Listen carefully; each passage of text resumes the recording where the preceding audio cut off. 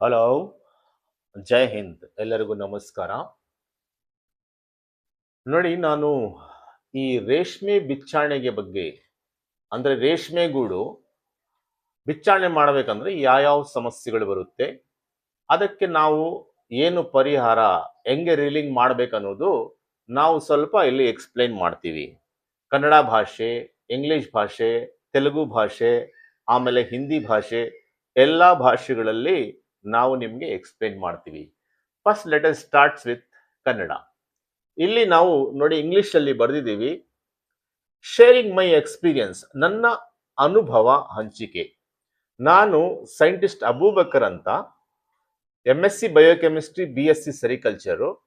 I am the world's first inventor of UMDC ಅಂತ, ಪ್ರಪಂಚದಲ್ಲಿನೇ ಮೊಟ್ಟ ಮೊದಲನೇ ಬಾರಿಗೆ ಅಂಡರ್ಮೌಲ್ಡ್ ಡಿಸ್ಇನ್ಫೆಕ್ಷನ್ ಕಾನ್ಸೆಪ್ಟ್ ಅಂತ ಇನ್ವೆಂಟ್ ಮಾಡಿದ ವಿಜ್ಞಾನಿ ಅವರು ಸೈಂಟಿಸ್ಟ್ ಅಬೂಬಕರ್. ಇವರ ಫೋನ್ ನಂಬರು 9741902960. ನೀವು ಇವರಿಗೆ ಕಾಂಟ್ಯಾಕ್ಟ್ ಮಾಡಬಹುದು. ನಿಮ್ಮ ಸಮಸ್ಯೆಗಳು ಏನಿದೆ ಅದಕ್ಕೆ ಇವರು ನಿಮ್ಗೆ ಎಲ್ಲಾ ಡೀಟೇಲ್ಸ್, ಎಕ್ಸ್ಪ್ಲನೇಷನ್, ಅದಕ್ಕೆ ಸೊಲ್ಯೂಷನ್ ಏನು ಅಂತ ನಿಮ್ಗೆ ಹೇಳ್ಕೊಡ್ತಾರೆ. ಏನ್ ನನ್ನ ಎಕ್ಸ್ಪೀರಿಯನ್ಸು ನೋಡಿ, ಇಲ್ಲಿ ಬರ್ದಿದ್ದೀವಿ, ರೇಷ್ಮೆ ಗೂಡು ಬಿಚ್ಚಾಣೆ ಸಮಸ್ಯೆಗಳು, ಕಕೂನ್ ರೀಲಿಂಗ್ ಪ್ರಾಬ್ಲಮ್ಸ್. ಈ ರೇಷ್ಮೆ ಬಿಚ್ಚಾಣೆ ಸಮಸ್ಯೆಗಳು, ಗೂಡು ಯಾವ್ಯಾವ ರೀತಿಯ ಸಮಸ್ಯೆಗಳು ನಾವು ನೋಡಬಹುದು ಗೂಡಲ್ಲಿ. ಸೊ ಮೊದಲು ನೋಡಿ, ಗೂಡು ಬಿಚ್ಚಾಣೆ ಬರುವುದಿಲ್ಲ ಈ ಮಳೆಗಾಲದಲ್ಲಿ. ಜಾಸ್ತಿ ಮೋಡಗಳಿದ್ರೆ, ಮಳೆ ಜಾಸ್ತಿ ಆದ್ರೆ, ಆಮೇಲೆ ಜಡಿ ಅಂತಾರೆ ಏನು ಅಂತ ಸಂದರ್ಭದಲ್ಲಿ, ಇಲ್ಲ ಆ ರೈತನ ಏನು ಕಕುನ್ ಬೆಳಿತಾನೆ, ಅವರು ವಾತಾವರಣ ಚೆನ್ನಾಗಿ ಕೊಟ್ಟಿಲ್ಲ ಅಂತ ಸಂದರ್ಭದಲ್ಲಿ ಆ ಗೂಡು ಬಿಚ್ಚಾಣೆಗೆ ಬರುವುದಿಲ್ಲ. ಅಂತ ಗೂಡನ್ನ, ಆ ಪೂರ್ ರೀಲಬಿಲಿಟಿ ಕಕೂನ್ಸ್ ನ ಹೌ ಟು ರೀಲ್, ಯಾವ ರೀತಿ ನೀವು ರೀಲಿಂಗ್ ಮಾಡಬಹುದು. ಸೊ ಅದಕ್ಕೆ ಏನೂ ಇಲ್ಲ. ನೀವು ನೋಡಿ, ಇಲ್ಲಿ ನಾವು ಏನ್ ಮಾಡ್ಬೇಕಂತ ಇಲ್ಲಿ ನಾವು ಸ್ವಲ್ಪ ಬರೆದಿದ್ದೀವಿ. ಇಲ್ಲಿ ಕನ್ನಡದಲ್ಲಿ ಇದೆ, ಇಲ್ಲಿ ಇಂಗ್ಲಿಷ್ ಅಲ್ಲಿ ಇದೆ. Use 10 to 20 ml 10 to 20 ml CRS oil, ಈ ಕಕೂನ್ ರೀಲಿಂಗ್ ಸೊಲ್ಯೂಷನ್ ಅಂತ ಬರುತ್ತೆ. ಸೊ ಇದು ಎಲ್ಲಿ ಬಳಸಬೇಕು? Where we have to use in basin. ನಿಮ್ಮ ರೀಲಿಂಗ್ ಬೇಸಿನ್ ಇರುತ್ತಲ್ಲ, ಅಲ್ಲಿ ನೀವು ಈ ಸೊಲ್ಯೂಷನ್ ನ ನೀವು ಬಳಸಬೇಕು. ಈ 2 ಮುಚ್ಚಳ ಅಂದ್ರೆ 10 ರಿಂದ 20 ml ಒಂದ್ ಜಗ್ ನೀರಲ್ಲಿ ಹಾಕೊಂಡು ಶೇಕ್ ಮಾಡಿದ್ರೆ ಡಿಸಾಲ್ವ್ ಆಗುತ್ತೆ. ಅದು ನಿಮ್ ಬೇಸಿನ್ ಅಲ್ಲಿ ಆ ಗೂಡ ರೀಲಿಂಗ್ ಎಲ್ಲಿ ಆಗ್ತಾ ಇರುತ್ತೆ, ಸೊ ಅಲ್ಲಿ ನೀವು ರೀಲಿಂಗ್ ಗೆ ಆಗ್ಬೇಕಾಗುತ್ತೆ. ಸೊ ಆಮೇಲೆ ನೀವು ಇದು ಏನು CRS ಆಯಿಲ್ ನೀವು ಹಾಕ್ತಿರಲ್ಲ, ಇಲ್ಲಿ ನೋಡಿದೀವಿ, ಇಲ್ಲಿ ನೋಡಿ, ಇಲ್ಲಿ CRS ಆಯಿಲ್ ಅದು ಬಳಸಿದ ಮೇಲೆ ನಿಮ್ಗೆ ರೀಲಿಂಗ್ ಚೆನ್ನಾಗಿ ಬರುತ್ತೆ. ಸೊ ಇನ್ ಕೇಸ್ ನಿಮ್ಗೆ ಏನಾದ್ರೂ ಜಟ್ಟು ಜಾಸ್ತಿ ಬಂದ್ರೆ, ಸೊ ಆವಾಗ ನೋಡಿ, ಇಲ್ಲಿ JC ಆಯಿಲ್ ಅಂತ ಬರ್ದಿದ್ದೀವಿ. ಈ ಆಯಿಲ್ ಒಂದು 10 ml ಆಯಿಲ್ ನೀವು ಕುಕ್ಕಿಂಗ್ ನಲ್ಲಿ ಯೂಸ್ ಮಾಡ್ಕೊಳ್ಳಿ. ನಿಮ್ಗೆ ಜಟ್ಟುನು ಬಹಳ ಕಡಿಮೆ ಬರುತ್ತೆ, ಇಲ್ಲಿ ರೀಲಿಂಗು ತುಂಬಾ ಚೆನ್ನಾಗಿ ಬರುತ್ತೆ. ಇದು ಪ್ರತಿ 1 ಅವರ್ ನೀವು ಆಗ್ಬೇಕು. ಆಮೇಲೆ ನೆಕ್ಸ್ಟ್ ಪ್ರಾಬ್ಲಮ್ಗೆ ಹೋಗೋಣ.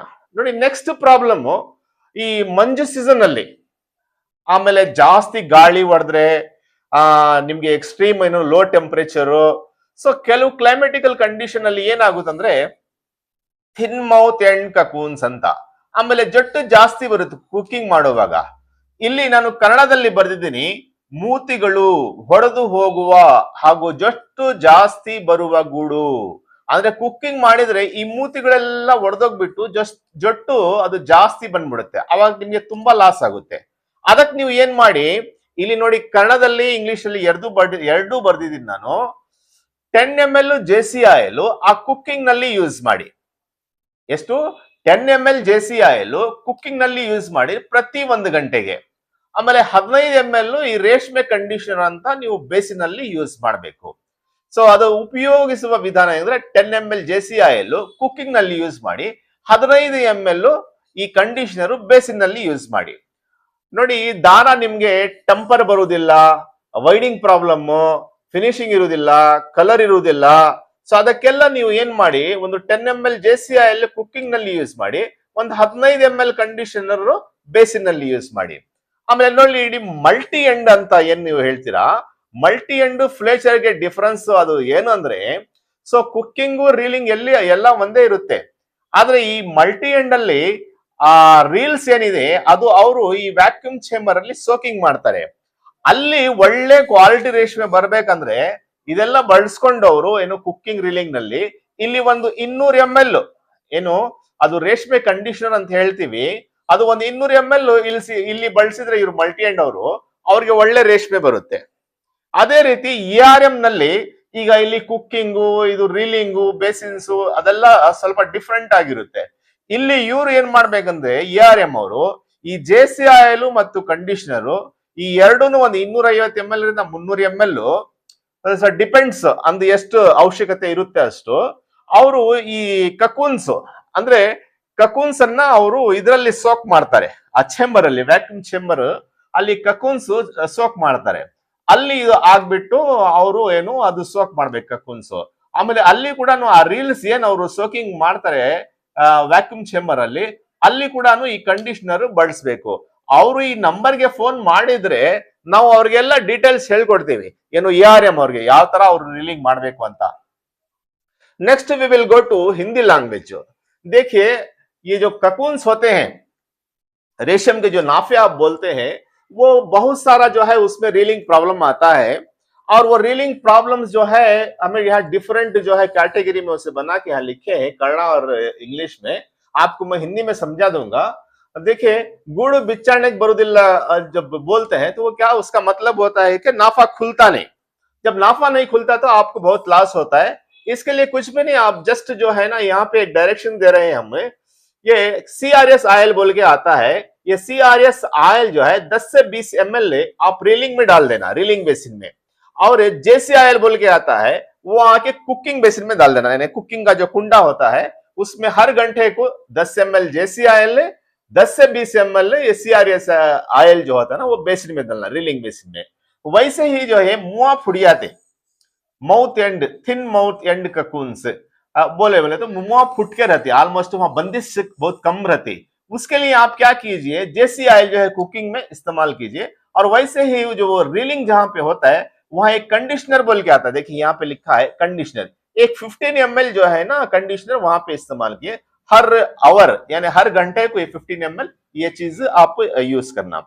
आपको जो है रीलिंग में जो है अगर ये टेम्पर नहीं आ रहा है, कलर नहीं आ रहा है, फिनिशिंग नहीं आ रहा है, वाइडिंग प्रॉब्लम आ रहा है, इन सब चीजों को आप जो है इजी से सॉल्व कर लेने के लिए 10 ml JC आयल जो है कुकिंग में इस्तेमाल कीजिए, 15 ml जो है कंडीशनर वो रीलिंग में इस्तेमाल कीजिए। और यहाँ पे जो है मल्टी एंड के जो भाइयां हैं जो रीलिंग में यहाँ पे कुकिंग में यहाँ पे जो है आप जो इस्तेमाल करते हैं, जैसे JC आयल जो है कुकिंग में इस्तेमाल करते हैं, रीलिंग आयल बेसिन में इस्तेमाल करते हैं, वैसे ही आप परमिएशन चेंबर बोलते हैं जिसमें आप रीला भिगाते हैं ना, सो वहां पे एक 200 ml आप जो है कंडीशनर इस्तेमाल करिए, आपको बहुत बढ़िया रेशम आएगा।